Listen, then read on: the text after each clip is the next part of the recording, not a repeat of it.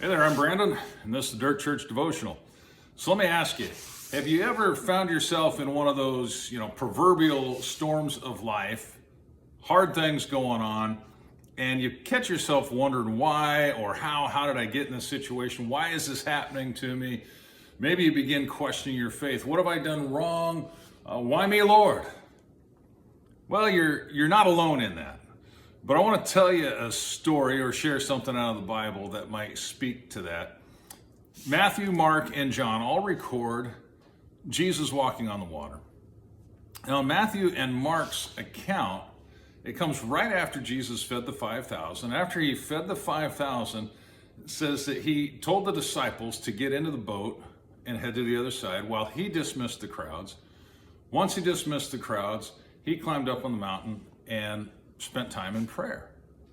And then it goes on to tell us that the disciples were a long ways out in the water, a couple miles from shore or whatever, and they are straining against the oars because a big storm has come up. I mean, the wind is blowing, the waves are crashing, it's against them, they're having a hard time, and Jesus is up on the mountain and he sees them. Now, eventually, about the fourth watch of the night, so I don't know, 2, 3, 4 o'clock in the morning, Jesus heads out and he's walking on the water.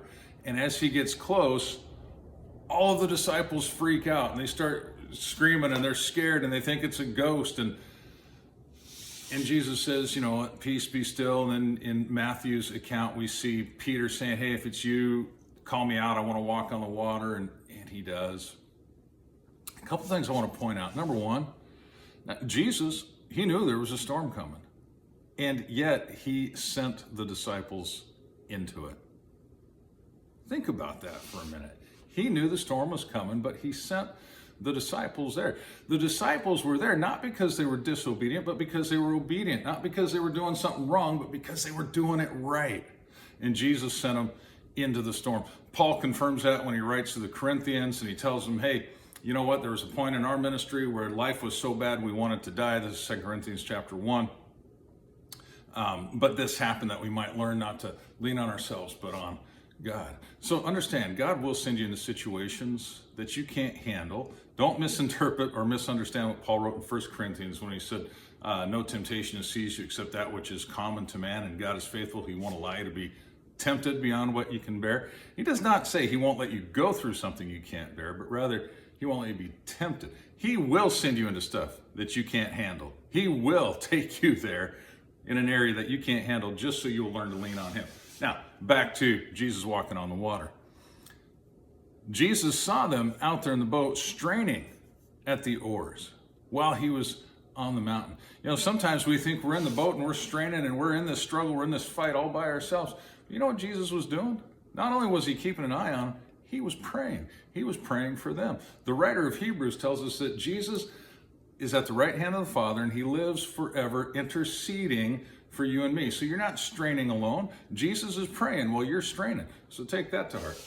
Now, next thing I want you to notice, Jesus walks out there. He did not calm the storm before he walked out there. He didn't make the waves cease and the wind stop before he walked out. He walked on the storm. When he got there, he didn't calm the storm right away, but rather he had a conversation with these guys in the middle of the storm. Not only did he have a conversation with them, he invited Peter to go for a walk while the storm raged. He confronted their fears and he comforted them in the midst of the storm. We always want Jesus to stop the storm right now, but can I tell you, sometimes he's just going to want to talk to you in the midst of the storm. And finally, Jesus didn't calm the storm until he actually got in the boat. And there's nothing that tells us, they invited him in or whatever. I think it's either Mark or John says that he was actually going to walk on by, act like like maybe they didn't see. At some point, after talking with him, after walking with Peter, then he got into the boat. And that was the point at which he calmed the seas. So he's planning on calming the storms in your life. It's just a matter of when he gets in the boat with you. But just because he's not sitting in the boat doesn't mean he doesn't care. Doesn't mean he doesn't have a plan. Doesn't mean he's not trying to work something out in you. In fact, get this. The disciples were out there not because they were in trouble, but because they were in training. Chew on that. We'll talk to you next time.